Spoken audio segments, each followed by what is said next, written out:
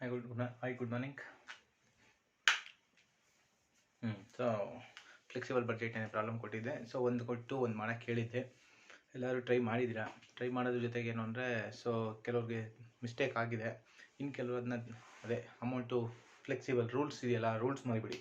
Fixed ಕಾಸ್ಟಲ್ಲಿ ಏನಾಗಿರುತ್ತೆ ಅಂದರೆ cost same ಇರುತ್ತೆ, ವೇರಿಯಬಲ್ ಕಾಸ್ಟ್ ಚೇಂಜ್ ಇರುತ್ತೆ.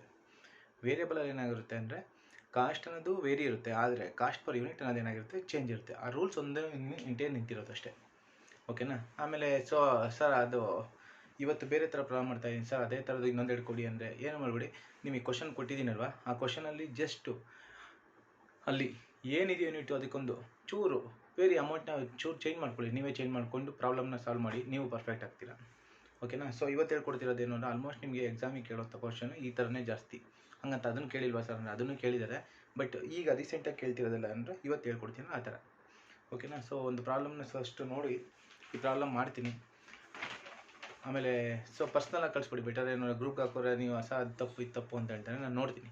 ಕರೆಕ್ಟಾಗಿದೆ ಅಂದರೆ ನಾನೇ ಹಾಕ್ತೀನಿ ಗ್ರೂಪ್ಗೆ. ಸೊ ನೀವು ಪರ್ಸ್ನಲಾಗಿ ನನಗೆ ಕಳಿಸಿ ಅದು ನೀವು ಮಾಡಿರೋಂಥ ಆನ್ಸರು.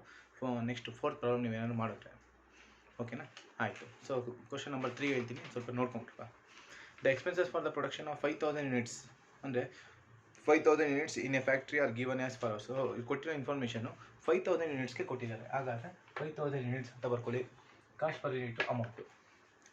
ನೆಕ್ಸ್ಟು ಎಷ್ಟನ್ನು ಕಂಡುಹಿಡಿಬೇಕು ಅನ್ನೋದನ್ನ ಅವ್ರು ಹೇಳಿರ್ತಾರೆ, ಆ ಲೈನಲ್ಲೋ ಕೆಳಗಡೆನೇ ಹೇಳಿರ್ತಾರೆ, ಆಮೇಲೆ ನೋಡೋಣ. ಆಯಿತು. Material, labour, variable over head, fixed over head, administration 5% variable ಅಂತ ಹೇಳಿದ್ದಾನೆ. Okay. Selling over head 20% fix ಅಂತ ಹೇಳಿದ್ದಾನೆ. ಡಿಸ್ಟ್ರಿಬ್ಯೂಷನ್ ಎಕ್ಸ್ಪೆನ್ಸಸ್ 10% ಫಿಕ್ಸ್ ಅಂತ ಹೇಳಿದ್ದಾನೆ. ಸೊ ಇಲ್ಲಿ ಲಾಸ್ಟ್ ಪ್ರಾಬ್ಲಮಲ್ಲಿ ಏನು ಅಂದರೆ ಅಮೌಂಟ್ಗಳು ಕೊಡ್ತಿದ್ರು. ಈ ಪ್ರಾಬ್ಲಮಲ್ಲಿ ಏನಿದೆ ಯೂನಿಟ್ ಕೊಟ್ಟಿದ್ದಾರೆ, ಅಂದರೆ ಕಾಸ್ಟ್ ಪರ್ ಯೂನಿಟ್ ಕೊಟ್ಟಿದ್ದಾರೆ. ಸೊ ನಿಂಗೆ ಹೇಳೋದಲ್ಲ 15 ಮಾರ್ಕ್ಸ್ ಆಲ್ಮೋಸ್ಟ್ ಜಾಸ್ತಿ ಕೇಳೋದಲ್ಲ ಇದೇ ಥರನೇ ಕಾನ್ಸೆಪ್ಟು. ಆಯಿತು. Next you are required to prepare production 7000 units ಅಂತ ಹೇಳಿದೆ. 7000 ಯೂನಿಟ್ಸ್ ಜೊತೆಗೆ ಇನ್ನೊಂದು ಹಾಕ್ಕೊಳ್ಳಿ, ಅದ್ರ ಪಕ್ಕ 8000 ಯೂನಿಟ್ಸ್ ಅಂತಲೂ ಹಾಕ್ಕೊಳ್ಳಿ. ಸೊ ಎರಡೂ ಮಾಡ್ತೀನಿ ನಾನು, 7, 8 ಎರಡೂ ಮಾಡ್ತೀನಿ. ಓಕೆನಾ. ಸೊ ಒಂದು ನೋಡ್ಕೊಳ್ಳಿ ನೀಟಾಗಿ. ಅರ್ಥ ಆದರೆ ಓಕೆ, ಅರ್ಥ ಆಗಲಿಲ್ಲ ಅಂದರೆ ಬೇಕಾದ್ರೆ ಇನ್ನೊಂದ್ಸಲಿ ಆ ಪ್ರಾಬ್ಲಮ್ ವೀಡಿಯೋ ಇಲ್ಲೇ ಇರುತ್ತಲ್ಲ, ವೀಡಿಯೋನ ಇನ್ನೊಂದ್ಸಲಿ ಅನಲೈಸ್ ಮಾಡಿ. ನೆಕ್ಸ್ಟ್ ಬೇಕು ಅಂದರೆ ಡೌಟು ನಾಳೆ ನಿಮಗೆ ಝೂಮ್ ಕ್ಲಾಸ್ನ ತೊಗೊತಾ ಇದ್ದೀನಿ. ಸೊ ನಿಮ್ಗೆ ಅದು ಶೆಡ್ಯೂಲ್ ಟೈಮಿಂಗ್ಸ್ ಎಲ್ಲ ಕಳಿಸ್ತೀನಿ, ನೋಡ್ಕೊಳ್ಳಿ. ಅದರಲ್ಲಿ ನಿಮ್ದು ಏನೇನು ಡೌಟ್ಸ್ ಇರುತ್ತೋ ಅದನ್ನೆಲ್ಲ ನೀವು ಬೇಕಾದ್ರೆ ಲಿಸ್ಟ್ ಮಾಡಿಕೊಂಡು ಕೇಳ್ಕೊಬೋದು. ಓಕೆನಾ. ಆಯ್ತಪ್ಪ. ಫಸ್ಟು ಅವ್ರು ಕೊಟ್ಟಿರೋಂಥ ಇನ್ಫಾರ್ಮೇಷನ್ ಏನಿದೆಯೋ ಅದನ್ನೇ ನೋಡಿಕೊಂಡು ಪ್ರಾಬ್ಲಮ್ನ ಮಾಡ್ಕೊಂಡು ಹೋಗೋಣ. ನೋಡಿ, ಫಸ್ಟ್ ಅವ್ರೇನು ಕೊಟ್ಟಿದ್ದಾರೆ, ಮೆಟೀರಿಯಲ್ಲು, ಲೇಬರ್ ಅಂತ ಕೊಟ್ಟಿದ್ದಾರೆ, ಹೌದಲ್ವಾ. ನಿಮಗೆ ಗೊತ್ತು ಡೈರೆಕ್ಟ್ ಮೆಟೀರಿಯಲ್, ಇನ್ನೊಂದು ಡೈರೆಕ್ಟ್ ಲೇಬರ್. ಓಕೆನಾ. ಸೊ ಅವ್ರು ಕೊಟ್ಟಿರೋಂಥ ಡೈರೆಕ್ಟ್ ಮೆಟೀರಿಯಲ್ಲು, ಲೇಬರ್ಗೆ, ಮೆಟೀರಿಯಲ್ಗೆ 50, ಲೇಬರ್ಗೆ 20. ನಿಮಗೆ ಗೊತ್ತು ಕಾಸ್ಟ್ ಪರ್ ಯೂನಿಟ್ 50, 20, 50, 20. ಸೊ ಇನ್ನು ವೇರಿಯಬಲ್ ಅಂದರೆ ಅದು ನೆಕ್ಸ್ಟು ಪ್ರೈಮ್ ಕಾಸ್ಟಿಗೆ ಬರೋಲ್ಲ, ಅದಕ್ಕೋಸ್ಕರ ಇವೆರಡನ್ನೇ ಕಾಮನ್ನಾಗಿ ತಗೊಳ್ಳಿ. ಸೊ ನನಗೆ ಗೊತ್ತು 70, 70, 70. ಇನ್ನು ಅಮೌಂಟ್ ಹೆಂಗೆ ಸರ್ ಬರಬೇಕು ಅಂದರೆ 50 × 5000, 2,50,000. 20 × 5000, 1,00,000. ಓಕೆನಾ. ನೆಕ್ಸ್ಟ್ ಅದೇ ಥರ ಇಲ್ಲಿಗೆ ಬಂದರೆ 50 × 7,000 ಅಂದರೆ 3,50,000. 20 × 2 ಅಂದರೆ 1,40,000. 50 × 8,000 ಅಂದರೆ 4,00,000, 1,60,000. ಇನ್ನು ಇದನ್ನು ಟೋಟಲ್ ಮಾಡ್ಕೊಂಬಿಡೋಣ. ಸೊ 2 1 3 ಅಂದರೆ 3,50,000. ಇನ್ನು 3 1 4 ಅಂದರೆ 4,90,000. ಇನ್ನು 5,60,000. ಸೊ ಇದನ್ನು ನಾವೇನಂತ ಕರಿಬೇಕು, ಪ್ರೈಮ್ ಕಾಸ್ಟ್. ನೆಕ್ಸ್ಟ್ ಅದ್ರ ಕೆಳಗೆ ಬಂದು ನೆಕ್ಸ್ಟ್ ಪಾಯಿಂಟ್ ಏನು ಕೊಟ್ಟಾನೆ, ವೇರಿಯಬಲ್ ಓವರ್ ಹೆಡ್ ಅಂತ ಕೊಟ್ಟಿದ್ದಾರೆ. Okay. Variable over head. Variable over head ಏನು, ಯೂನಿಟ್ಸ್. ನಿಮ್ಗೆ ಹೇಳಿದ್ದೀನಿ ರೂಲ್ಸ್. ವೇರಿಯಬಲ್ ಅಂತ ಕೊಟ್ಟ ಮೇಲೆ ಕಾಸ್ಟ್ ಪರ್ ಯೂನಿಟ್ ಯಾವತ್ತೂ ಅಷ್ಟೇ ಅದು ಡಿಫ್ರೆಂಟಾಗಿರುತ್ತೆ. ನೆಕ್ಸ್ಟು ಸೊ 15 × 5,000 ಮಾಡಿ 75. 15 × 7,000 ಮಾಡಿದ್ರೆ 1,05,000. 15 × 8,000 ಮಾಡಿದ್ರೆ 1,20,000. ಸೊ ಈ ಕಾನ್ಸೆಪ್ಟನ್ನು ಇದು ತಿಳ್ಕೊಬೇಕಾದ್ರು ಇದು ಹೆಂಗೆ ಬಂತು, ಇದು ಹೇಗೆ ಬಂತು. ಹಿಂಗೆ ಬಂತು. ವೇರಿಯಬಲ್ ಅಂತಿರೋದ್ರಿಂದ ಪರ್ ಯೂನಿಟ್ ಏನಾಗಿರುತ್ತೆ, 3 ಸಹ ಸೇಮ್ ಇರುತ್ತೆ. ನೆಕ್ಸ್ಟ್ ಅದಾದಮೇಲೆ ನೆಕ್ಸ್ಟ್ ಒಂದು ಬರೋಣ. ವೇರಿಯಬಲ್ ಆದಮೇಲೆ ಫಿಕ್ಸ್ಡ್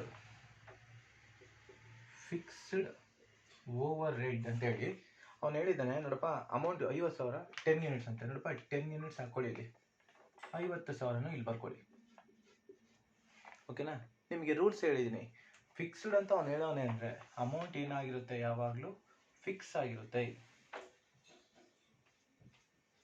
ಹಾಗಾದರೆ ಪರ್ ಯೂನಿಟ್ ಏನಾಗಿರುತ್ತೆ ಅಂದರೆ ಚೇಂಜ್ ಆಗಿರುತ್ತೆ. ಚೇಂಜ್ ಆಗಲ್ಲ. ಏನು ಬರೀಬೇಕು, 50,000 ಡಿವೈಡೆಡ್ ಬೈ 7,000 ಮಾಡಿದ್ರೆ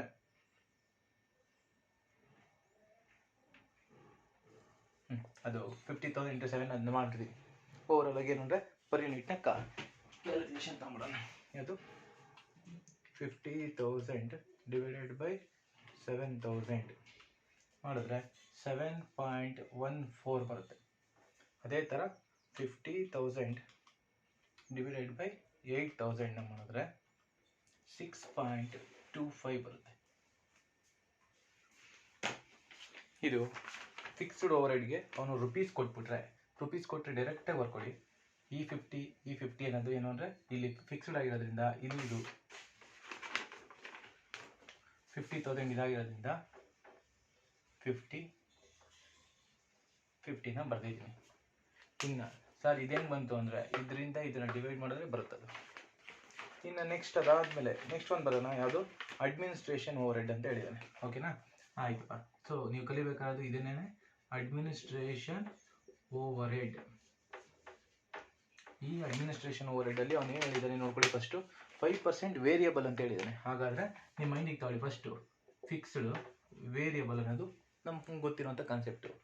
ಸೊ ವೇರಿಯಬಲ್ ಅನ್ನೋದು 5% ಅಂದಮೇಲೆ ಫಿಕ್ಸ್ಡ್ ಎಷ್ಟಾಗಿರುತ್ತೆ ಸರ್, 95% ಆಗಿರುತ್ತೆ. ಹೌದಾ? ಹಾಗಾದರೆ ಇಲ್ಲಿ ನಾನು ತಾಳುವಾಗ ನೋಡಿ, ಅವನು ಅಮೌಂಟ್ ಕೊಟ್ಟಿದ್ದ ಯೂನಿಟ್ ಕೊಟ್ಟವನಲ್ಲ 10 ರೂಪಾಯಿ, 10 rupees ಇಂಟು 95% ಅನ್ನೋದು ಒಂದಾದರೆ 10 rupees ಇಂಟು 5% ಅನ್ನೋದು ಇನ್ನೊಂದು. ಸೊ 5,000 ಯೂನಿಟ್ಸ್ಗೆ ಫಸ್ಟ್ ಮಾಡ್ಕೊಂಬಿಡೋಣ. ಏನು, 10 ಇಂಟು 95% ಅಂತ ಮಾಡಿದ್ರೆ ಎಷ್ಟು ಬರುತ್ತೆ? 10 ಇಂಟು 95% 9.5 ಬರುತ್ತೆ. ಹಾಗಾದರೆ ಇದೆಷ್ಟು ಬರುತ್ತೆ? 0.5 ಬರುತ್ತೆ. ಸೊ ಅವ್ರು ಕೊಟ್ಟಿರೋಂಥ ಯೂನಿಟ್ಸ್ನ ಮಲ್ಟಿಪ್ಲೈ ಮಾಡ್ಕೊಂಡ್ವಿ. ಫಸ್ಟು 5,000 ಯೂನಿಟ್ಸ್ಗೆ ಅವ್ನು ಕೊಟ್ಟಿರೋದ್ರಿಂದ 5,000ಗೆ ಹಾಕ್ಕೊಂಡ್ವಿ. ಈಗ 9.5 ಇಂಟು 5,000ನ ಮಾಡಿದ್ರೆ ಎಷ್ಟು ಬರುತ್ತೆ? 47,500 ಬರುತ್ತೆ. ಅದೇ 0.5ನ 5,000 ಮಾಡಿದ್ರೆ ಎಷ್ಟು ಬರುತ್ತೆ? 2,500 ಬರುತ್ತೆ. ಸೊ ಇದನ್ನು ಬರೆದ್ಮೇಲೆ ಇಲ್ಲಿ ಬರೆಯೋದು ಹೆಂಗೆ ಸರ್ ಅಂದರೆ, ನಮ್ಮ ರೂಲ್ಸ್ನ ಮರಿಬೇಡಿ. ಏನಂತ ರೂಲ್ಸ್ ಹೇಳಿದ್ದೀನಿ? ಫಿಕ್ಸ್ಡ್ ಅಂತ ಹೇಳಿದ್ಮೇಲೆ ಅಮೌಂಟ್ ಏನಾಗಿರುತ್ತೆ, ಫಿಕ್ಸ್ ಆಗಿರುತ್ತೆ.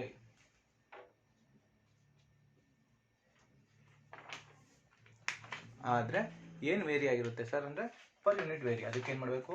47,500 ಡಿವೈಡೆಡ್ ಬೈ 7,000 ಮಾಡಿದ್ರೆ 6.79 ಬರುತ್ತೆ. ಅದೇ ಥರ 47,000 ಡಿವೈಡೆಡ್ ಬೈ 8,000 ಮಾಡಿದ್ರೆ 5.93 ಬರುತ್ತೆ. ಇದು ಒಂದು. ಇನ್ನು ಇವ್ರಿಗೆ ಬರೋಣ. ಸೊ ಇಲ್ಲಿ ನೇಮೇ ಇಂಡಿಕೇಟ್ ಮಾಡ್ತಾ ಇದೆ ವೇರಿ ಅಂತ ಹೇಳಿದ್ಮೇಲೆ, ವೇರಿಯಬಲಲ್ಲಿ ಏನಿರುತ್ತೆ ರೂಲು, ಅಮೌಂಟ್ ಚೇಂಜ್ ಇರುತ್ತೆ. ಆದರೆ ಪರ್ ಯೂನಿಟ್ ಏನಾಗಿರುತ್ತೆ, ಎಲ್ಲದಕ್ಕೂ ಸಹ ಏನು ಅಂದರೆ ಸೇಮ್ ಇರುತ್ತೆ.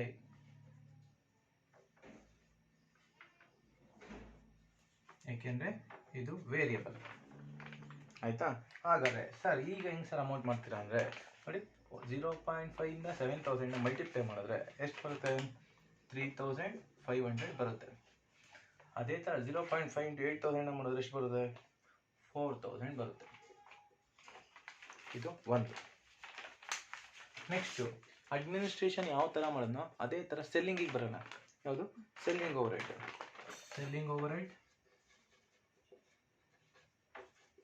ಹೆಡ್ ಆಯಿತಾ? ಇದ್ರ ಕೆಳಗಡೆ ಎರಡು, ಒಂದು ಫಿಕ್ಸ್ಡ್, ಇನ್ನೊಂದು ವೇರಿಯಬಲ್. ಓಕೆನಾ? ಸೊ ಅವನೇನು ಹೇಳಿದ್ದಾನೆ, ಸೆಲ್ಲಿಂಗ್ ಓವರ್ ಹೆಡ್ 20% ಫಿಕ್ಸ್ ಅಂತ ಹೇಳೋನೆ 6 ರೂಪಾಯಿಗೆ. ಹಾಗಾದರೆ ನೋಡಿ, 6 ರೂಪಾಯಿಗೆ 20% ಅನ್ನೋದು ಫಿಕ್ಸ್. ಈಗೇನು ಅದೇ 6 ರೂಪಾಯಿಗೆ 80% ಅನ್ನೋದೇನು ಅಂದರೆ ವೇರಿಯಬಲ್ ಆಗಿರುತ್ತೆ. ಹಾಗಾದರೆ ಫಸ್ಟ್ ನೋಡೋಣ ಏನು 6ಗೆ 20% ಮಾಡಿ 6ಗೆ 20% ಮಾಡಿದ್ರೆ 1.2 ಬರುತ್ತೆ. ಇದೆಷ್ಟು ಬರುತ್ತೆ ಸರ್ 80% ಮಾಡಿದ್ರೆ 4.8 ಬರುತ್ತೆ. ಹಾಗಾದರೆ 1.2 ಇಂದ 5,000 ಮಲ್ಟಿಪ್ಲೈ ಮಾಡಿದ್ರೆ 6,000 ಆಗುತ್ತೆ.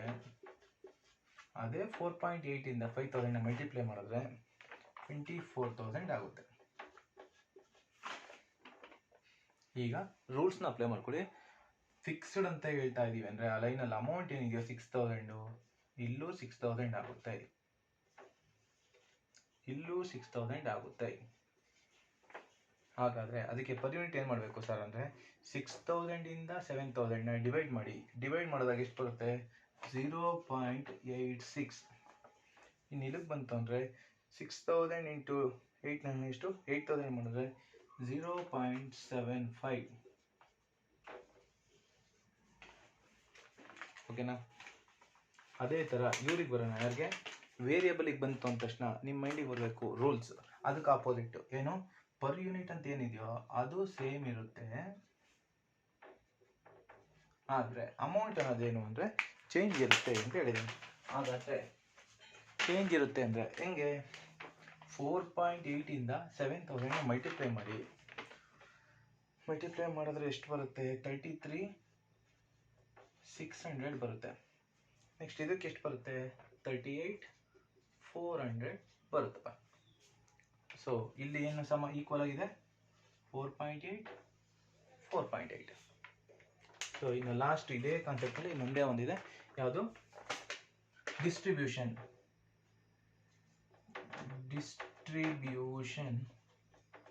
Over head. ಆಯಿತಾ? ಇಲ್ಲೂ ಅಷ್ಟೇ ಫಿಕ್ಸ್ಡ್ ಒಂದು ವೇರಿಯಬಲ್ ಅಂತ ಬರ್ಕೊಳ್ಳಿ. ಸೊ ಹಾಗಾದರೆ 10% ಫಿಕ್ಸ್ ಅಂತ ಹೇಳೋಣ. ಹಾಗಾದರೆ ಎಷ್ಟು ರೂಪಾಯಿಗೆ 5 ರೂಪೀಸ್ಗೆ 5%ಗೆ 10%ನ ಮಾಡಿ.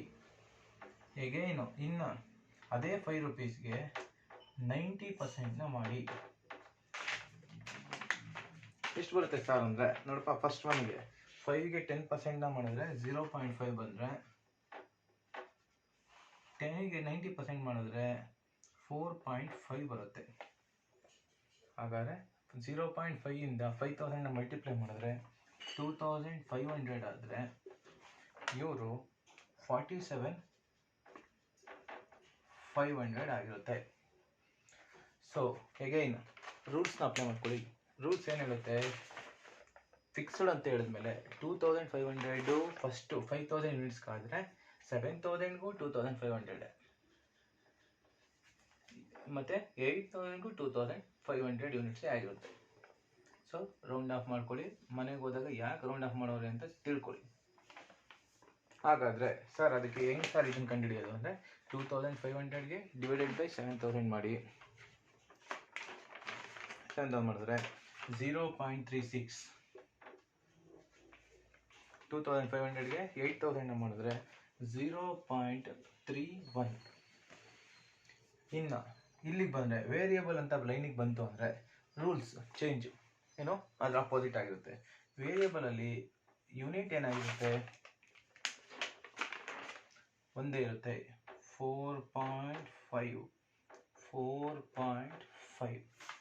ಹಾಗಾದ್ರೆ ಏನು ಚೇಂಜ್ ಆಗಿರುತ್ತೆ ಸರ್ ಅಂದರೆ ಅಮೌಂಟು ಚೇಂಜ್ ಇರುತ್ತೆ. 4.5 ಇಂಟು 7,000 ಮಾಡಿದ್ರೆ 66,500. 4.5 ಇಂಟು 8,000 ಮಾಡಿದ್ರೆ 76,000. ಇಷ್ಟು ಮಾಡಾದ್ಮೇಲೆ ಈ ಪ್ರೈಮ್ ಕಾಸ್ಟಿಂದ ಇಲ್ಲಿವರೆಗೂ, ಇಲ್ಲಿಂದ ಅಲ್ಲ ಇಲ್ಲಿಂದ ಇಲ್ಲಿವರೆಗೂ ಏನು ಮಾಡಬೇಕು ಅಂದರೆ ಆ್ಯಡ್ ಮಾಡಬೇಕು. ಆ್ಯಡ್ ಮಾಡಿಬಿಟ್ಟು ಬರೆಯುವಂಥದ್ದನ್ನ ಟೋಟಲ್ ಕಾಸ್ಟ್ ಅಂತ ಬರೀಬೇಕು. ಓಕೆನಾ? ನೋಡಪ್ಪ, ಇದನ್ನು ಆಲ್ಮೋಸ್ಟ್ ಏನು ಅಂದರೆ ಎಕ್ಸಾಮ್ಗೆ 15 ಮಾರ್ಕ್ಸ್ಗೆ ಇದೇ ಕೇಳೋದು, ಇದೇ ಥರದ್ದೇ ಕ್ವಶನ್ನೇ ಕೇಳೋದು. ಸೊ ನೀವೇನು ಅಂದರೆ ಇದನ್ನು ನೋಡ್ಕೊಳ್ಳಿ, ಒಂದ್ಸಲ ನಿಧಾನಕ್ಕೆ ವಿಡಿಯೋನ ಅನಲೈಸ್ ಮಾಡಿ. ಅನಲೈಸ್ ಮಾಡಿ ಆದಮೇಲೆ ಏನು ಮಾಡಬೇಕು ಅಂದರೆ ಏನು ಅಂದರೆ ನೆಕ್ಸ್ಟ್ ಪ್ರಾಬ್ಲಮ್ದು ನಿಮಗೆ ಇವತ್ತು ನೈಟ್ ನಾನೇ ಮಾಡಿದ್ದೀನಿ. ಅದು ಸುಮ್ಮನೆ ಒಬ್ಬೊಬ್ಬರು ಒಂದೊಂದು ಹೇಳ್ತೀರಾ ಆನ್ಸರು, ಅದು ಚೆನ್ನಾಗಿರಲ್ಲ. ನಾನೇ ಮಾಡಿದ್ದೀನಿ. ಸೊ ಇದನ್ನು ಮಾಡಾದಮೇಲೆ ನೆಕ್ಸ್ಟ್ ಕ್ವಶನ್ನ ನೀವೇ ಟ್ರೈ ಮಾಡಿ. ನೆಕ್ಸ್ಟ್ ಕ್ವಶನ್ ಪೇಪರ್ದು ಅದು ಆ್ಯಕ್ಚುಲಿ 4th ಪ್ರಾಬ್ಲಮ್ ಇರೋದು. ಟ್ರೈ ಮಾಡಿ, ಅದು ಎಲ್ಲಿವರೆಗೂ ಆಗುತ್ತೋ. ಅಕಸ್ಮಾತ್ ಆಗಲಿಲ್ಲ ಅಂದರೆ ಅವತ್ತು ಈವ್ನಿಂಗ್ ನಾನು ಕಳಿಸಿರ್ತೀನಿ. ಸೊ ಆನ್ಸರ್ನ ನೋಡ್ಕೊಳ್ಳಿ. ಓಕೆನಾ? ಇನ್ನೂ ಏನಾದ್ರು ಡೌಟ್ ಇತ್ತು ಅಂದರೆ ಸೊ ಮೆಸೇಜ್ ಹಾಕಿ. ಆಮೇಲೆ ಝೂಮಲ್ಲಿ ಮಾಡ್ತೀನಿ. ಝೂಮಲ್ಲಿ ಮಾಡೋದು ನಾಳೆ ಮಾಡ್ತೀನಿ ಝೂಮ್ ಮೀಟಿಂಗ್ದು. ಝೂಮಲ್ಲೇ ಇದನ್ನ ಆ್ಯಕ್ಚುಲಿ ಮಾಡೋಣ ಅಂತ ಇಷ್ಟ. ಬಟ್ ಪ್ರಾಬ್ಲಮ್ ಏನು ಅಂದರೆ ಸಿಟಿನಲ್ಲಿರೋ ಎಲ್ಲರಿಗೂ ಸಹ ಝೂಮ್ ಮೀಟಿಂಗಲ್ಲಿ ಕನೆಕ್ಟ್ ಆಗುತ್ತೆ ನೆಟ್ವರ್ಕು. ಇನ್ನು ರೂರಲ್ಲಿರೋರಿಗೆ ಕನೆಕ್ಟ್ ಆಗೋಲ್ಲ. ಆದರೂ ಒಂದ್ಸಲ ಟ್ರೈ ಮಾಡಿ ನೋಡೋಣ. ನಾಳೆ ಏನೋ ಟ್ರೈ ಮಾಡಿ ನೋಡ್ತೀನಿ. ಝೂಮ್ ಮೀಟಿಂಗಲ್ಲಿ ಅದೇ ನಿಮ್ಮ ಹತ್ರ ಮಾತಾಡ್ಕೊಂಡು ಏನಾದ್ರು ಆಗಂಗಿದ್ರೆ ಸೊ ಹಂಗೆ ಟ್ರೈ ಮಾಡ್ತೀನಿ. ಓಕೆನಾ? ಸೊ ಇವತ್ತು ಈ ಪ್ರಾಬ್ಲಮ್ನ ನೋಡಿ ನಿಧಾನಕ್ಕೆ ಪ್ರಾಬ್ಲಮ್ನ ಅನಲೈಸ್ ಮಾಡಿ. ಮೇಯ್ನ್ ನೋಡಿ ಇಲ್ಲಿ ಯೂನಿಟ್ ಮೇಲೆ ಮಾಡಿಕೊಂಡು ನಿಮ್ಗೆ ಇದು ರೂಲ್ಸ್ನ ನೋಡಿ ತೊಗೊಳ್ಳಿ. ಫಿಕ್ಸ್ಡ್ ಕಾಸ್ಟಲ್ಲಿ ಕಾಸ್ಟ್ ಅನ್ನೋದು ಸೇಮ್ ಇರುತ್ತೆ. ವೇರಿಯಬಲ್ ಕಾಸ್ಟಲ್ಲಿ ಪರ್ ಯೂನಿಟ್ ಅನ್ನೋದು ಸೇಮ್ ಇರುತ್ತೆ. ಸೊ ಈ ಥರ ಫಸ್ಟ್ ನೋಡಿಕೊಂಡ್ರೆ ನೀವೇ ಮಾಡ್ತೀವಿ. ಓಕೆನಾ? ಸೊ ಇಷ್ಟಿರಲಿ ಸಾಕು. ಇವತ್ತು ಥರ್ಡ್ ಪ್ರಾಬ್ಲಮ್ ನಾನು ಮಾಡಿದ್ದೀನಿ. ಆದಷ್ಟು ಫೋರ್ತ್ ಪ್ರಾಬ್ಲಮ್ ನೀವೇ ಟ್ರೈ ಮಾಡಿ. ಓಕೆನಾ? ಮಾಡಾದಮೇಲೆ ನೆಕ್ಸ್ಟ್ ನೋಡೋಣ ನಾಳೆ. Thank you.